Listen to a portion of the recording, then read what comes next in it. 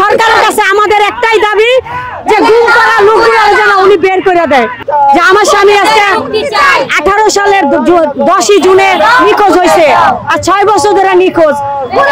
সাদা পোশাকধারী র্যাব ওনারে তুলে নিয়ে গেছে। মানে সরকারের কাছে আমাদের দাবি যে আমাদের স্বজন গুম করা স্বজনগুলো যেন সে ফিরিয়ে দেয়। আমাদের আর কিছু চাওয়ার নাই। অনেক কিছু করছি, র্যাব অফিসে করছি, ডিবিতে গেছি, সাংবাদিক সম্মেলন করছি, আমি সব কিছু করছি, কোথাও কোনো খোঁজ মিলে নাই। এখন আমরা জানতে পারছি যে আয়না ঘরে নাকি আমাদের লোক বন্দী আছে, কিন্তু আমাদেরও সন্দেহ যে আয়না ঘরে আমাদের লোক বন্দী আছে। এই জন্য আমরা এখানে আসছি। আমাদের মনে হয় যে ওনারা এখানেই আছে, আয়না ঘরেই আছে। যত লোক বন্দী ছিল বা ওনারা বেরোইছে, ওনারা বলছে আয়না ঘরে অনেক লোক আছে। সাদা পোশাকধারী র্যাব ওনারা উঠাই নিয়ে আসবে জোরপূর্বকভাবে। বাসার সামনে 4 দোকান থেকে ওনারা উঠাই নিয়ে আসছে।